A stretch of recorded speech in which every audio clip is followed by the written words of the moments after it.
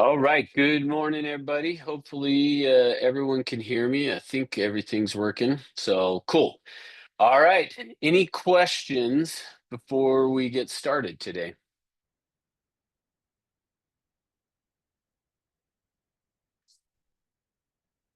I'm going to take that as a no. Okay. Well, hey, what I thought I would share with you guys today, let me get it pulled up here on my screen, is what I thought I would share with you today is one of the adjustments that was made to the law. So what you're looking at here, this is a real estate revision. So this all took place at the general session that the legislature did this year up at the Capitol. And there's a few changes and things that have taken place as part of that I thought I would go through and talk a little bit about. Nothing real major that is like groundbreaking, I don't think, but at the same time, some good information about some things that have changed that I think you'll be interested in anyway. So I'm just going to scroll down here. And the first thing that I'm going to run through and just show to you is and talk about is as part of this bill. So this is House Bill 419. And the first thing as part of this is they always put in these definitions. And so, a couple of the definitions I'm going to go through with you, and then you'll see why as we get into the bill, why it's important to understand that. So, the first one is admonition. So, they've added a new term into this bill about admonition, and basically what that means is that it's a public discipline that declares the conduct of a person as improper and does not identify the person. So I'll help you see why that's important in just a little bit. So, an admonition is a public discipline that's talking about the conduct of a person that was improper, but it's not going to then identify who the person is. Okay. The next one, and you'll see why these definitions play in a minute, but is advertisement. So, an advertisement means a notice or an announcement meant to do one of three things: basically to promote the availability of real estate, an option in real estate, or a business opportunity for real estate, exchange, auction, or lease, offer specific types of brokerage services, or to specifically solicit the public to contact the licensee for more information. So, anytime you are advertising, in terms of the definition of that for this bill, is if you're promoting real estate, you're offering types of brokerage services, or you're trying to solicit the public for information. And again, I'll show you why this is important as we get into it. Advertisement does not include a social media post that generally identifies the person as being engaged in the profession of real estate if the social media post does not. Okay, so this is going to be a change, but again, this we're still into the definitions of this, but an advertisement doing something on social media in the past, if you were talking about real estate at all, it was considered an advertisement. Now, what they're saying in here is that an advertisement in social media that just generally identifies you as a real estate agent does not count as an advertisement if, or unless, I should say, unless if you're promoting the availability of real estate. So it's those three things again. If you're offering specific types of brokerage services, or you're specifically soliciting the public to contact you for more information. So on social media, as long as you're not talking about those three things: promoting the availability of real estate, again, including an option, business opportunity for sale, exchange, all that.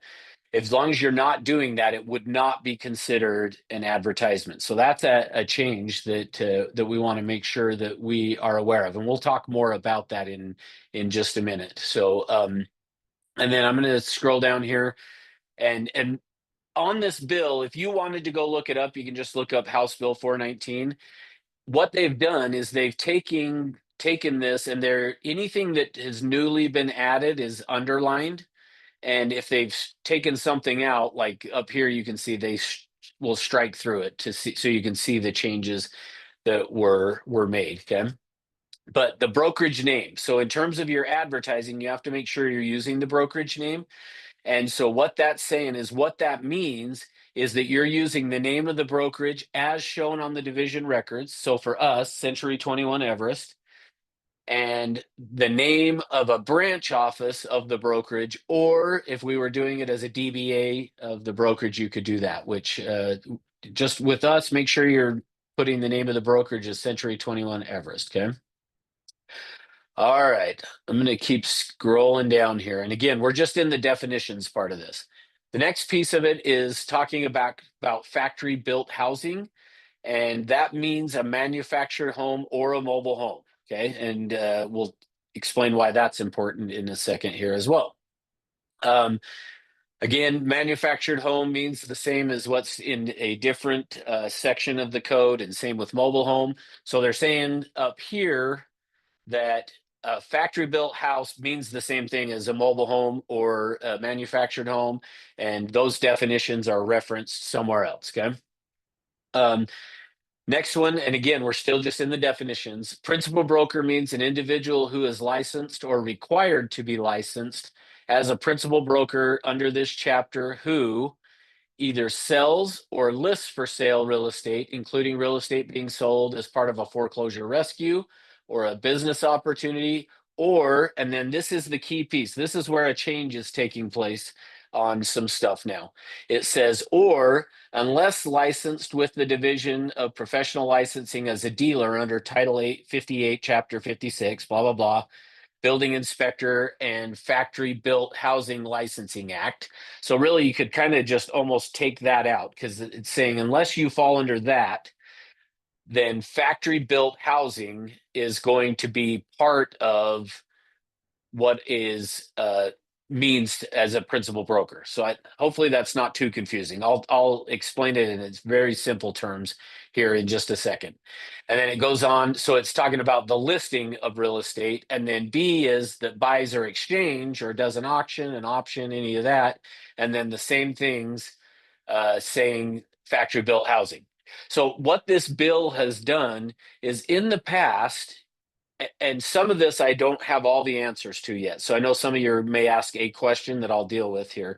But in the past, we as a company, because of the division, has said mobile homes are not considered to be real estate because it's movable. And so unless it was on a foundation, it's not going to count as real estate. Well, this House Bill 419 actually changes it to where what the law now is saying is that that will fall under the jurisdiction. So it's still not real property, but it falls under the jurisdiction of the Division of Real Estate. So in the past, if somebody called and filed a complaint to the division about something that had happened on a transaction where it was actually a mobile home, or I guess to use this term, factory built housing, what that meant is the division said, that's not our responsibility. We aren't going to even worry about it. And then, as part of that, is when they came out and said, you can't hold earnest money in your trust account because it's not real estate, it's not real property. And so that, I don't know how that's going to change yet. We don't have the answer on that as to are we going to be able to hold earnest money in our trust account. So not that far down the road to know the answer to that yet. But just so that you understand, the division is now going to be responsible for mobile homes, or what we would say now factory built housing. And you guys are aware, or you probably are aware, that we as a company paid an attorney to draft for us a contract to be used for mobile homes. And I was contacted as part of this once they could see, and when I say they, meaning the not the Division of Real Estate, sorry, the UAR could see that this bill was going to pass and that it would now fall under the state. They wanted to be able to go to the state and say, hey, here's an idea of what you could use as a contract, because the state is most likely going to create a contract to be used for mobile homes. And they will probably base that somewhat off of ours, which really kind of is patterned after the real estate purchase contract anyway. But so anyway, that's a pretty big change that's part of this bill. Okay, I'm going to keep scrolling down. If you guys have questions, you can stop me and we can talk about it as well. But next, again, still in definitions, is to reprimand means a public discipline that declares the conduct of a person as improper and includes the name of the person. So if you remember, the very first definition we did was an admonition, which was saying it's public discipline, but we're not going to tell you who the person was that messed up. Well, now in the bill, there's going to be a difference. So if it's possible for you to be to have an admonition, which is maybe they talk about what happened, but they don't name you.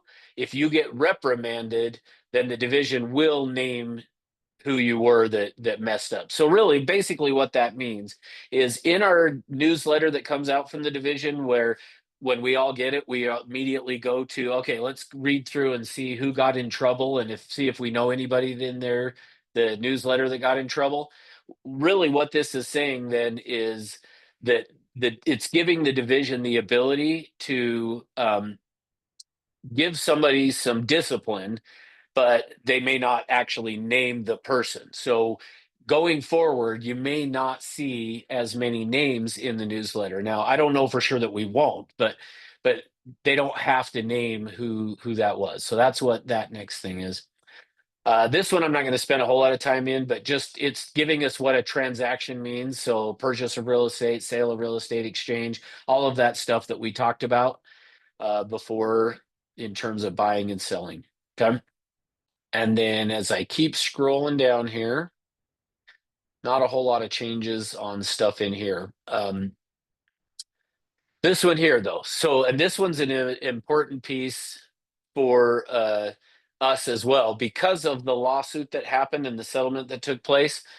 The division now, because of this new law, says the following conduct by a principal broker who represents a seller does not create an agency relationship with a buyer unrepresented by a principal broker. So they're really just wanting to make sure that it's clear in the law that just because if you're representing a seller and then you go help an unrepresented buyer with something, it's making it very clear that if you do these three things, any of these three things, you are not representing them. So you're not going to have any implied agency because of doing one of these three things. So the first one is contacting the buyer directly to discuss items related to a real estate transaction between a seller and a buyer, providing the buyer with blank forms, or even negotiating the terms of a real estate transaction between the seller and the buyer. So just keep in mind that they've now made it clear that somebody couldn't come back and say, "Oh, well, I thought they were my agent," because the law says if you're contacting them to discuss the items related to the real estate transaction, there's no agency. If you're just giving them forms, that's not implying that you're their agent, or negotiating the terms of that transaction throughout the whole deal. Okay. All right. Next one is records requirement. So in the past, well, I should ask. Well, let's see if you guys know. What in the past was the amount of time that you had to keep a copy of a real estate transaction? Does anybody remember or know? Wasn't it 3 years? 3 well, that's part of it. 3 years after what? Closing? So no, that's what it is now. But it used to be 3 years after the year that it did close. So if you closed on a transaction today, the rest of this year didn't count, and then it was 3 years. So they've now made it change to that to where we have to keep all of those records and you have to do it for 3 years. So it now is 3 years. So you have to keep those for 3 years. And that date, the clock starts. So in the past, the clock didn't start ticking on that 3 years until January 1st. So if it closed today, clock didn't start ticking until January. Now it starts ticking the day the transaction either closes or fails. So again, just remember, even on a failed transaction, you got to keep copies for 3 years. So that the clocks will start ticking for that 3 years on that date, or if it's a lease, the commencement of the lease, the day the offer is rejected. So if you have an offer that was rejected, you still got to keep that for 3 years. the end of the term of a property management agreement. Okay. So small change on that one, which sounds like that's really probably what most everybody thought it was anyway. It was only 3 years, but it was 3 years after the year that it closed. So it is now just 3 years. Okay. Next piece of this that's under the grounds for disciplinary action. So these are the things that is talking about things that you can be reprimanded for. So this one here is one that they've added, says at the time of placing an advertisement. So again, if you're advertising the availability of real estate or the services of a licensee in a false, misleading, or deceptive manner. So if you're doing that, that could be grounds for discipline. Or failing to include within the advertisement the brokerage name with which a person who is licensed or affiliated, or if the, and here's where really the big change is coming. If the advertisement is placed online or in a digital format, has to have a link to a website or media platform that identifies the brokerage name within one click. So in the past, when Jason and I were teaching the mandatory residential class, and we would say, hey, there's no such thing as a one-click rule. Well, in essence, there now is a one-click rule. But I will tell you, I still would say, if you can put the name of the brokerage in your social media advertisement, put it in there, because that's going to be the safest thing.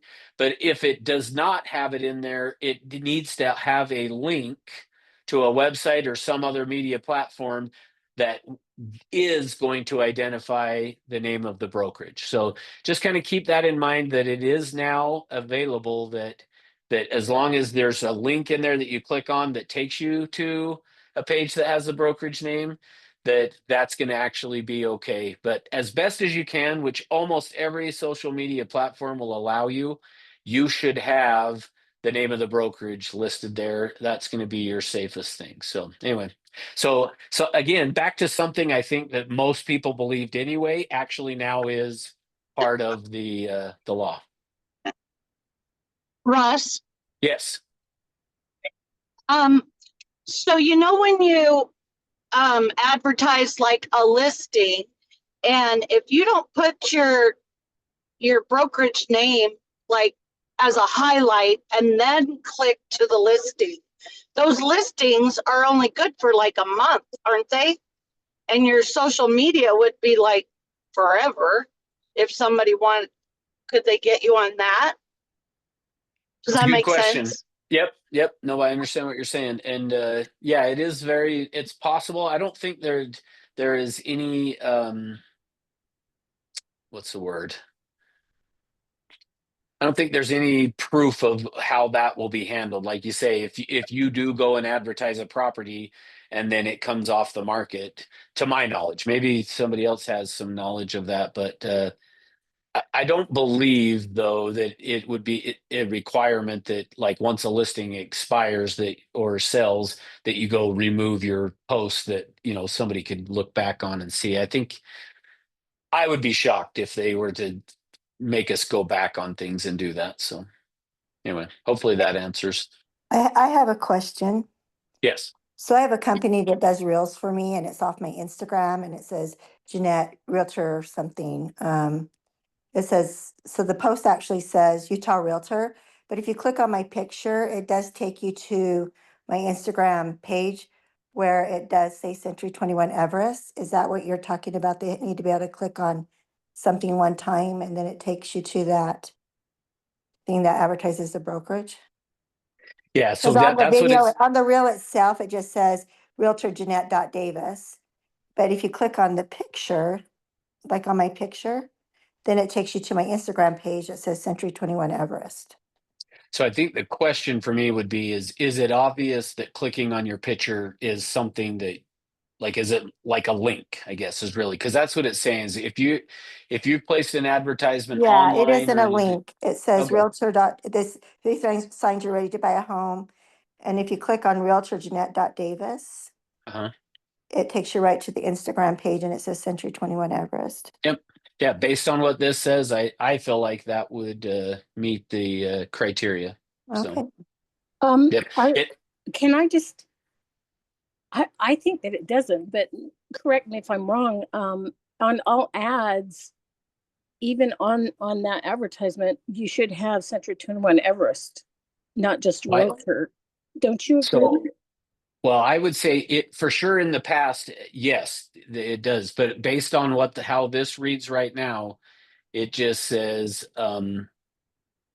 if it's an Again, advertisement's placed online or a digital format, a link to that. So, but So- the link is going not to Century 21. It's going to so it's kind of logistics. It's going to another thing which lists Century 21. correct. And I know the state, like on my rental ads, they check on me all the time and try to they fake that they're interested and go through all kinds of things, and I can always tell who it is. This isn't like these reels aren't advertising property. They're just like advertising. And they're just like, are you ready to buy a home? 3 signs you're ready to buy a home. So there's not a specific property associated with it. Yeah. It's just, Well, and so I would just say, Rebecca, what you're talking about, yet this law just went into effect May 7th. So Right. we're not even a month into this, but where this now is saying that so I'm agreeing with what you're saying. If I were you guys, I would still put it in the social media ad. I think that's your best, safest bet, but you're not going to get in trouble as long as there's a link that takes you to identify the brokerage name within one click. So, Russ, yes, does the bill say the word hyperlink though, where it's like a blue color? that doesn't, nope.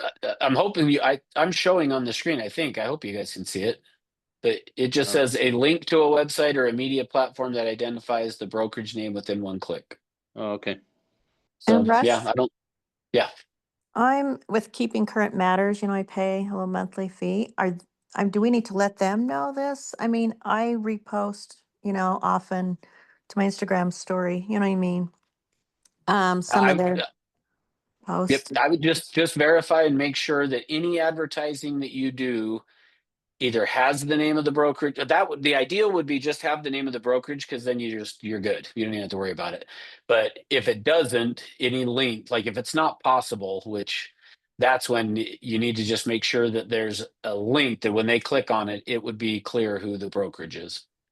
And I am not tech savvy that way. How do you do a link? Well, On post. if you have somebody doing it for you, you would just want to make sure from them that anything that somebody clicks on would have the name of the brokerage Mhm. on it, whatever it loads them to. Okay. And then my personal ones, how do I do a link? Well, on your personal ones, again, if you can just put the name of the brokerage in there, just do that, and then you don't have to worry about it.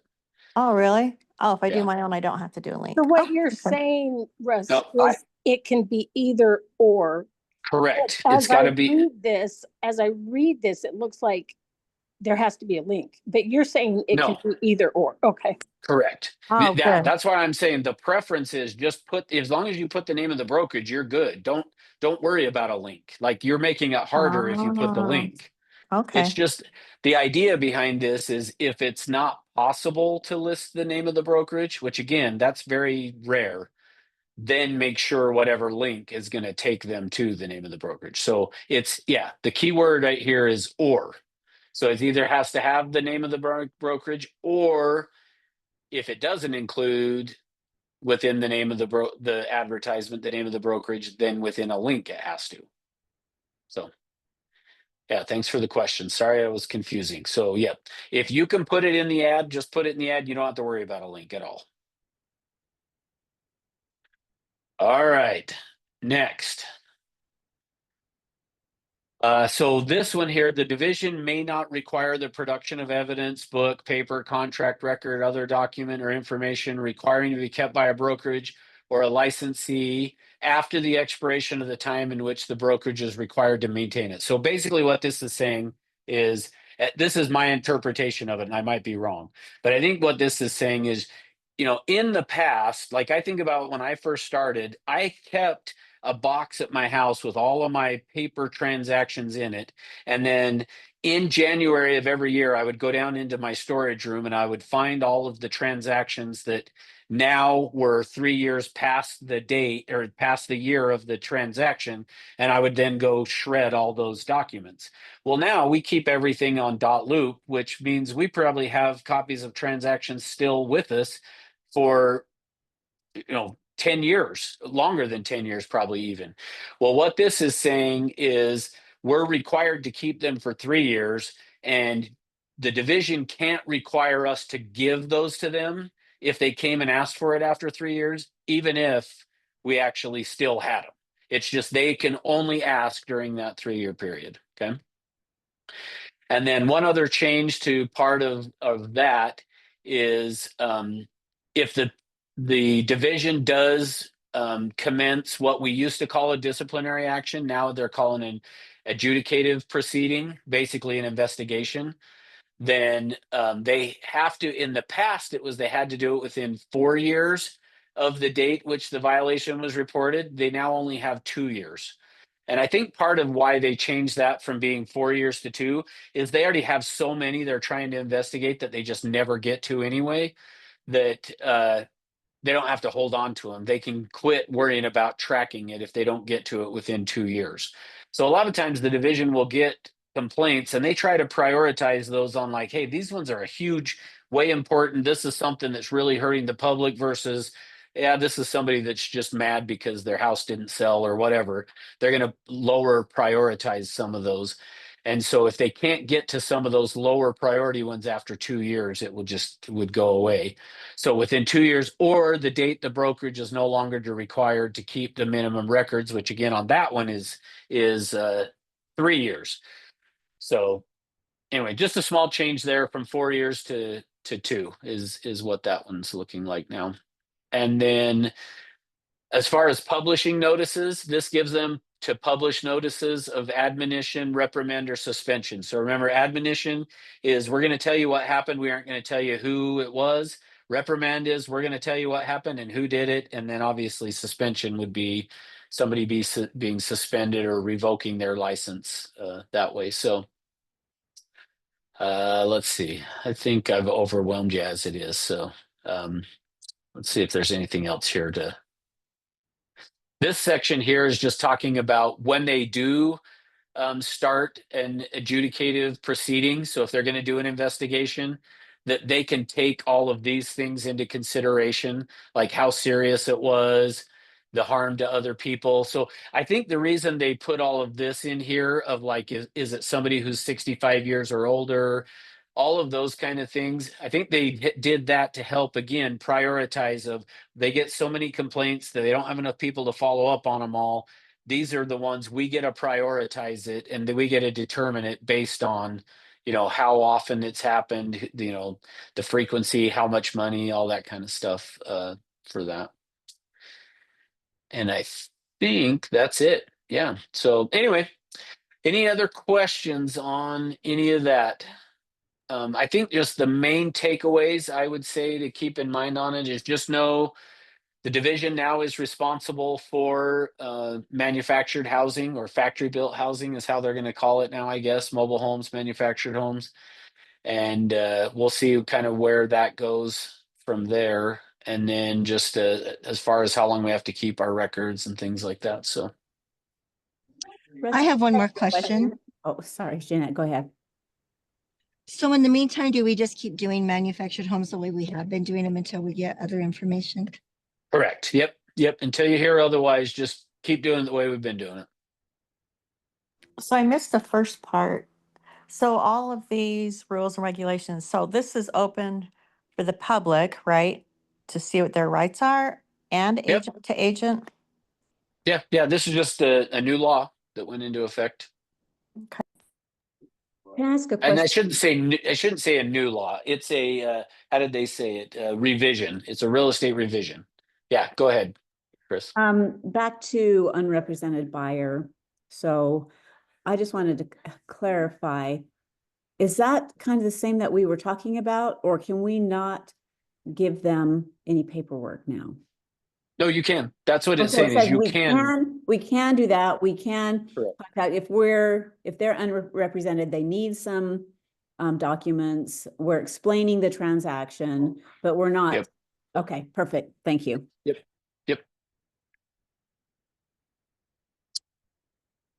All right. Well, hey, thank you all for being on here and taking the time to jump on with us each week. Jason and I really appreciate the effort you put into coming and learning. And it's always frustrating for us when we do something like this, and then next week somebody comes in and is like, hey, can you explain blah, blah, blah to me? And we're like, we just did that on Friday. So thank you for you guys that jump on and participate so that you can learn and understand. So we really appreciate it. And if there's anything we can help with, just let us know. Have an awesome weekend. Thank you. You bet. See ya. Thanks, Russ.